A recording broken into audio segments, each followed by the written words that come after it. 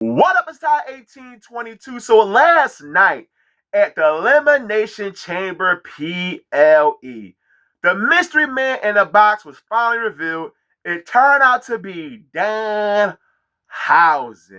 And it did not go over well with a lot of people in the IWC, but also the people in Chicago, Illinois who attended the show. When the lights went out, they booed Danhausen. A lot of people expected something much more than Danhausen. When you have this type of build-up, you expect something big, and the W gave us a huge chuckle last night.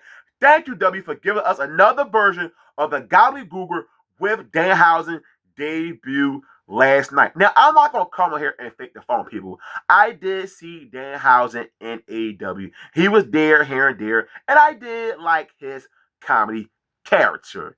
But the W, they have already have R-Truth as their number one comedic character in the company.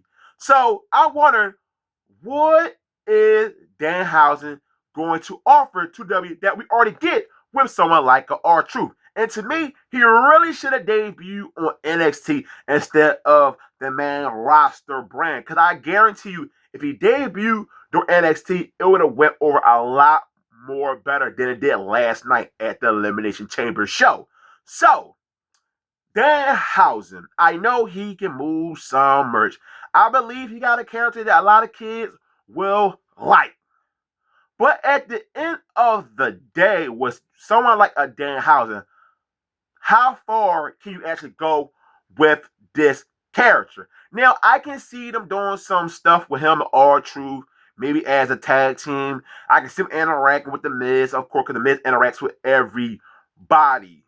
Most likely, he's going to host WrestleMania this year in Vegas. That'll be the first thing for him in the WWE.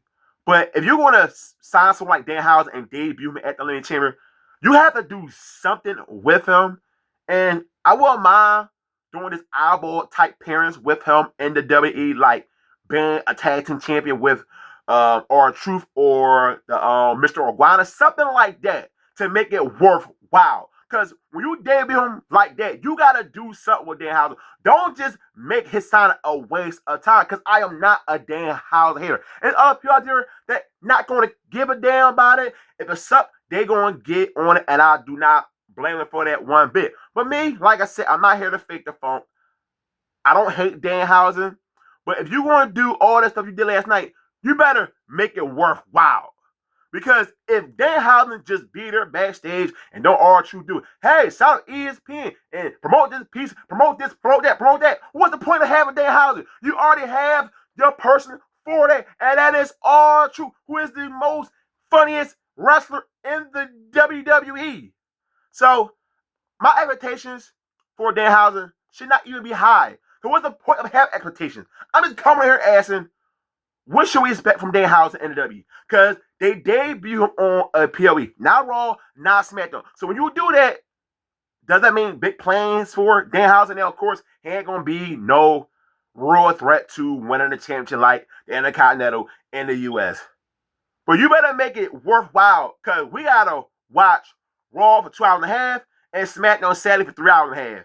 And I want to see what the hell they're going to do with Danhausen in the W. Because you want to make right. Because it did not go over well last night with a lot of people. So, give me your thoughts on this video. I probably actually came here to talk about this. Because really, we don't need to talk about it. But I decided, you know what? I want to make a video, and I'll just do this right here. So, give me your thoughts on Danhausen in the W. Negative, positive, I'll find out in the comment section per usual. Do you care for Danhausen? Are you looking forward to Danhausen? What do you expect from Danhausen at the end of the day in the WWE?